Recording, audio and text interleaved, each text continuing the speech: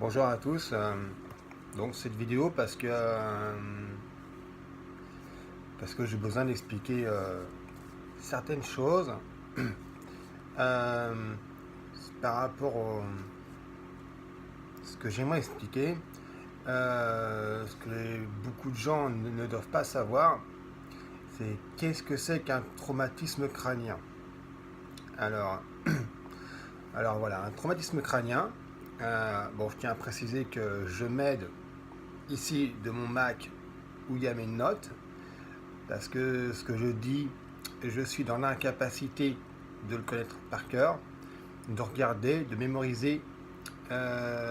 C'est pas évident, voire impossible.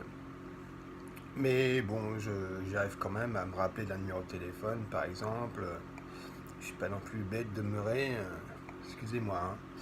Alors voilà, donc un traumatisme crânien, c'est ni plus ni moins un choc subi sur la boîte crânienne. Hein. Ça vient d'une simple bosse, d'un traumatisme crânien, et après, de la mort. Ni plus ni moins. Voilà. À savoir, c'est que moi, quand j'ai eu mon traumatisme crânien, j'étais à la limite de la mort. Voilà. Pour vous donner une idée, sur l'échelle de Glasgow, l'échelle de Glasgow, je ne sais pas si vous connaissez ça, mais l'échelle de Glasgow, ça permet de voir l'état, les réflexes et l'état physique et psychologique d'un homme ou d'une femme qui est dans le coma. D'accord. Cette échelle-là commence à peu près à 13 ou 15, elle s'arrête à 3. Voilà, tout ça. Pourquoi 3 et pourquoi pas 0? Je sais pas. Tout simplement parce que, enfin, moi je sais que 3, c'est ce qu'on appelle la mort cérébrale. Donc c'est terminé. 4, c'est vous êtes 4, c'est le niveau végétatif, le légume. Voilà. Qui est des fois un état sans retour. C'est que vous êtes un légume toute votre vie, ou sinon vous vous en sortez avec séquelles. Voilà. Le niveau 4. Et moi, j'étais au niveau 5. Voilà. Donc voilà. Donc, le traumatisme crânien a des conséquences de lésion cérébrale. La question, c'est qu'est-ce que c'est qu'une lésion cérébrale? Parce que moi, quand je parle de moi, que je suis un traumatisé crânien, parce que je suis traumatisé crânien, je suis aussi un cérébro-lésé. Et alors ça, je suis encore moins convaincu que les gens sachent ce que c'est. Donc c'est pour ça aussi que je fais cette vidéo. Un cérébro-lésé, comme je le lis sur mon ordinateur à côté de mon téléphone, le cérébro-lésé, c'est comme l'AVC et comme la sclérose en plaques. Il s'agit d'une destruction plus ou moins étendue d'un tissu nerveux qui entraîne un ou des déficits dans la perception, la cognition, la sensibilité et la motricité. Voilà. Donc c'est que votre cerveau, quand on vous passe à l'IRM, moi j'étais dans le coma, j'étais au moins une fois par semaine, voire deux, et il voyait des taches blanches. Des taches blanches ou peu importe la forme, hein. Il y en avait une ou des, ça dépendait du traumatisme crânien, ça dépendait aussi de la cérébrolésion. Voilà, donc je me jette à l'eau pour vous montrer qu'être handicapé ne signifie pas systématiquement être en fauteuil roulant. Hein, je vous mens pas, je lis ce qui est écrit sur mon ordinateur, hein, parce que tout ce que je vous dis là, je ne pourrais pas l'inventer, je ne pourrais pas m'en rappeler.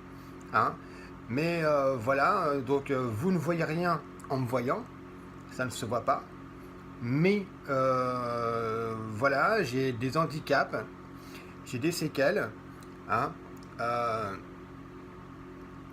mais non, ça ne se voit pas.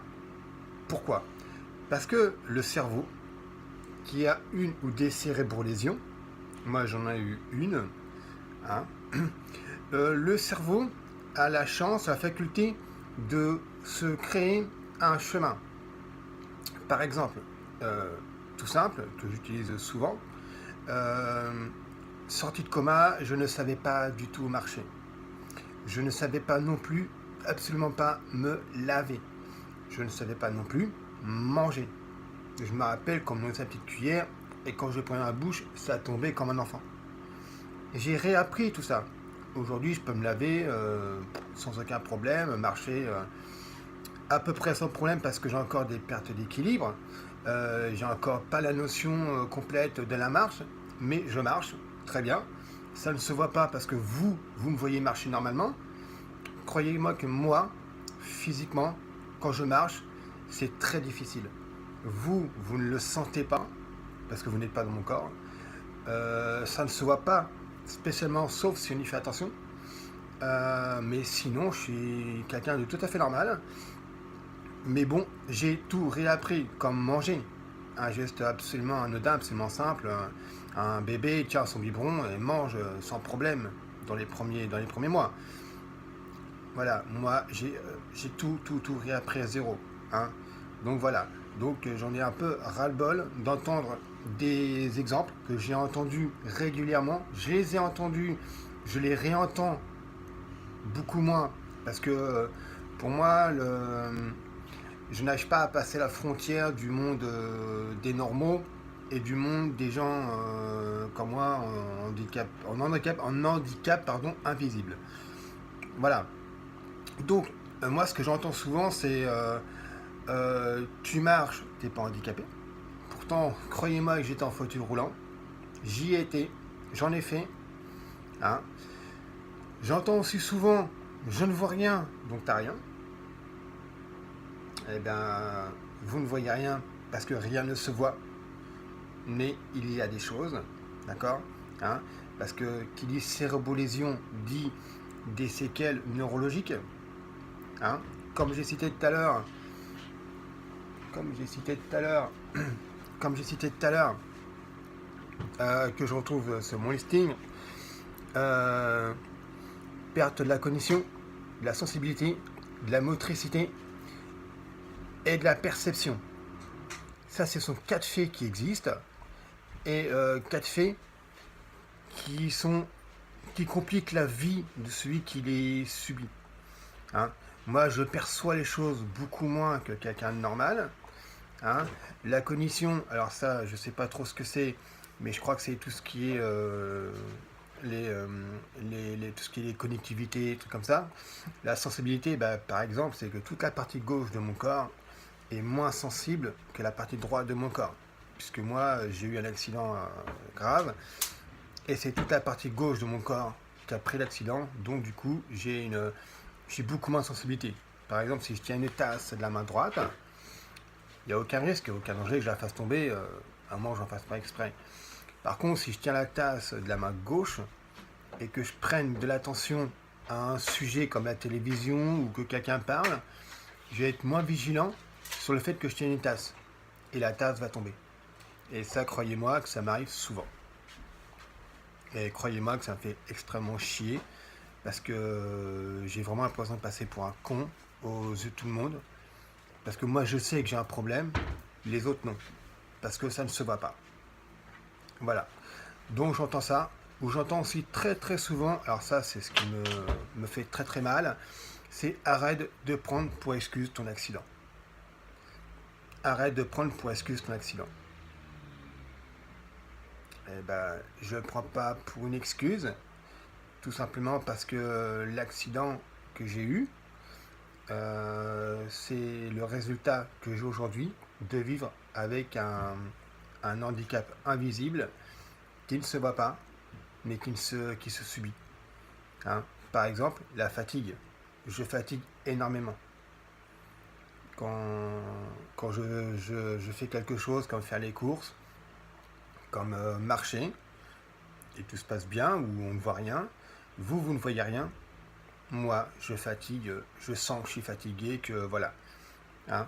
Quand je suis assis en voiture, évidemment que je ne conduis pas, et qu'on discute, ça me fatigue beaucoup la voiture.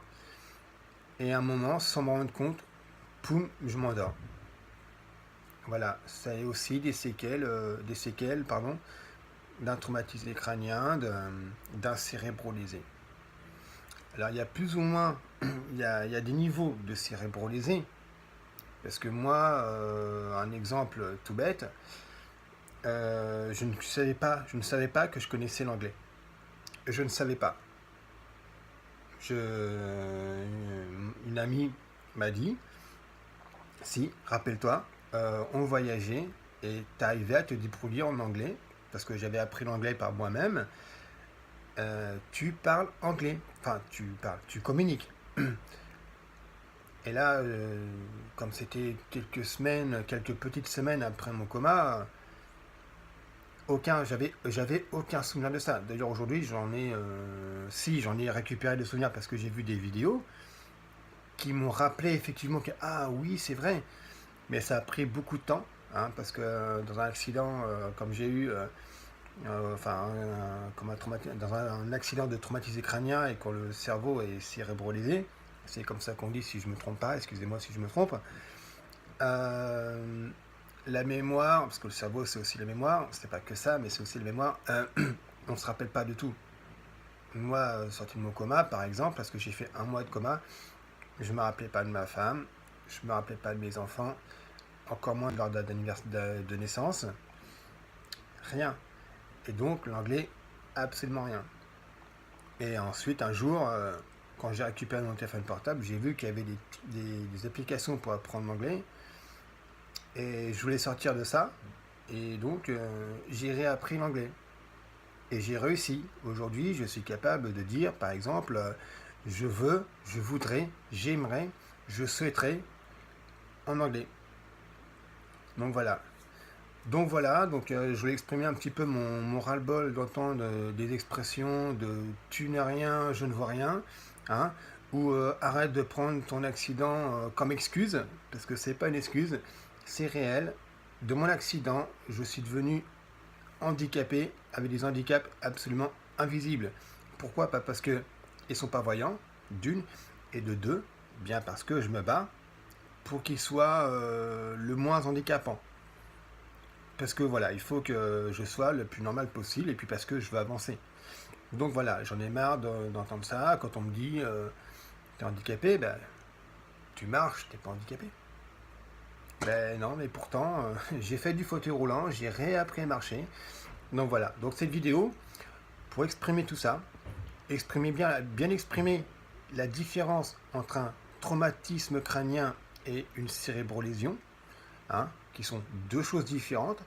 La lésion cérébrale, le cerveau lésé par exemple, c'est une des conséquences du traumatisme crânien qui va d'une simple bosse au traumatisme crânien à la mort, et ensuite la lésion cérébrale, pardon, hein, donc pour que je voie et que, hein, parce que vous recomprenez bien que je ne peux pas me rappeler du tout par cœur, mais j'ai quelques notes. Et donc, la cérébrolésion, il s'agit tout simplement d'une destruction plus ou moins étendue d'un tissu nerveux qui entraîne un déficit dans quatre choses: la perception, voir les choses, comprendre les choses, ça fait partie de la perception, la cognition, la sensibilité, hein, moi j'ai une perte de sensibilité pardon, sur toute ma partie gauche de mon corps, mais ça ne se voit pas. Je vais nager comme tout le monde, hein. J'arrive à me déplacer comme tout le monde, je nage comme tout le monde, voilà, pas de problème. Et ensuite la motricité. La motricité quoi? Bah parce que par exemple, moi j'ai été à l'hôpital, et j'y suis encore aujourd'hui. Bon, ça fait plus d'1 an que je suis hospitalisé.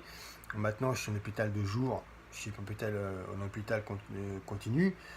Mais voilà, j'ai vu beaucoup de gens qui ont fait des AVC.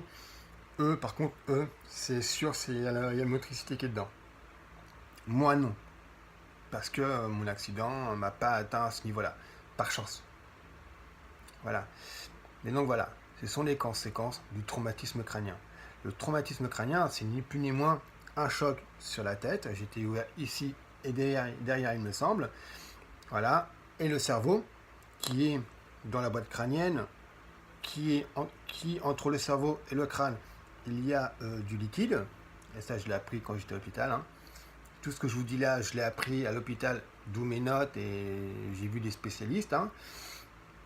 Donc le cerveau qui, lui, est dans une boîte crânienne, avec du liquide, a pris donc un choc violent, ce qui a créé une lésion. Une lésion, c'est ni plus ni moins comme si je me coupais la main, et il y a du sang qui coule. Et bien le cerveau, bon, il n'y a pas de sang qui coule, je pense pas. Peut-être un peu aussi, parce que moi, on a vu beaucoup de sang. Si, je me rappelle, maintenant que je le dis, je me rappelle. Il y a du sang, et moi, j'en ai eu. Et voilà. Donc, ne confondez pas traumatisme crânien et lésion cérébrale.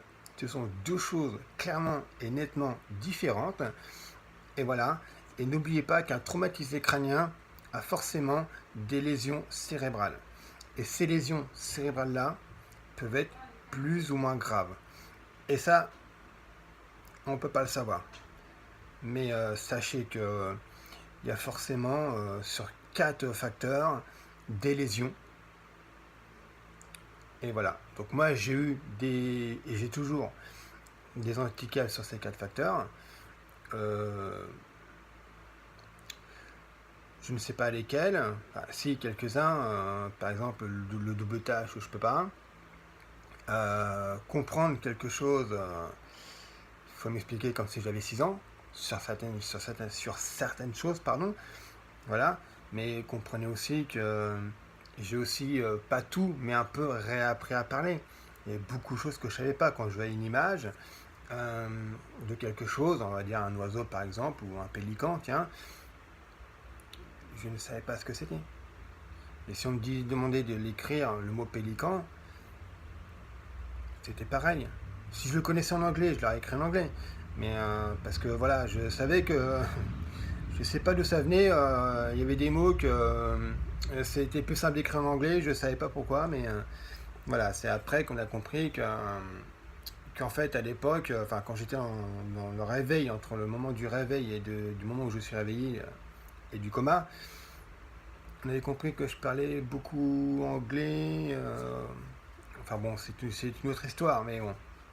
Voilà, je tiens vraiment à marquer le point sur le traumatisme crânien et la cérébrolésion. Voilà. Comprenez que le traumatisme crânien, c'est quelque chose de grave. Hein, c'est pas très grave, mais c'est grave. Voilà. Les conséquences, c'est la bosse ou une plaie. Hein. Ça peut être une lésion cérébrale. Et si c'est trop violent, c'est la mort. Voilà. Voilà, tout simplement. Et donc, je le répète encore et encore une fois, la lésion cérébrale, il s'agit d'une destruction, je dis bien destruction, plus ou moins étendue d'un tissu nerveux du cerveau qui entraîne une déficit dans la perception, hein, perception de voir les choses, de comprendre les choses, de les voir, pas de les voir visuellement, de les voir dans la tête, hein. La perception, la cognition, hein, alors ça il faut demander à un neurologue, il saura mieux expliquer que moi, la sensibilité, être sensible sur des choses, ou ne pas être sensible, ne pas être touché sur certaines de par quelque chose, de se dire, ou alors la sensibilité au niveau mais ça c'est plus la motricité je pense, perdre, comme moi j'ai moins de sensibilité sur la main gauche, je pense que c'est plus la motricité. Bon, je peux bouger mes doigts, il n'y a pas de problème. Je peux marcher, il n'y a pas de problème. Je peux même courir. Bon, pas loin, pas longtemps, mais je peux très bien courir. Voilà. Par contre, je sais que moi, par exemple, faut que je sois très vigilant sur mon équilibre. Parce que je ne peux pas regarder quelque chose et marcher en même temps. En face. Je ne peux pas regarder à gauche et marcher en face. Parce que pour moi, ce sont deux choses à faire. Et donc, il faut que je me concentre sur les deux choses. Et ça, non. Donc voilà. Mais c'est pas grave, pas de problème. J'ai trouvé, récemment d'ailleurs, comment passer outre ce problème-là. Du coup, j'ai pas de problème mais j'en ai beaucoup moins. Voilà, tout simplement, me concentrer sur une seule chose. Donc si je veux regarder à gauche ce qui se passe, j'arrête de marcher, je regarde à gauche, et après, je continue d'avancer, il n'y a pas de problème. Voilà. Comme aussi une fois, je me suis amusé à marcher autour d'un lac, et à jouer avec mon téléphone en même temps. J'ai perdu l'équilibre, je suis tombé dans l'eau, et voilà, puis on est venu m'en empêcher parce que je me noyais. Voilà. Donc maintenant, c'est pas compliqué. Je marche, je veux jouer sur mon téléphone, je m'assois sur le banc, ou j'arrête de marcher. Voilà, tout simplement. Mais les deux en même temps, c'est pas possible. Puis en même temps, il faut avouer que énormément de gens peuvent pas être sur leur téléphone et faire autre chose en même temps parce que le téléphone prend beaucoup d'attention. Ça, c'est inné. Donc voilà, bah écoutez, j'espère que ma vidéo n'a pas été trop longue parce que je vois que là qu'il y a à peu près 21 minutes de vidéo, c'est quand même vachement long. Je ne suis pas médecin, je ne suis pas neurologue, je suis juste un patient qui a donc un handicap invisible. Voilà, tout simplement. Donc, merci à tous. Et puis, ben, écoutez, j'espère que j'aurai des notes positives au moins. Parce que bon, c'est ma première vidéo. Et j'ai tout juste 40 piges. Donc, voilà. Allez, merci à tous. Salut, au revoir, bye.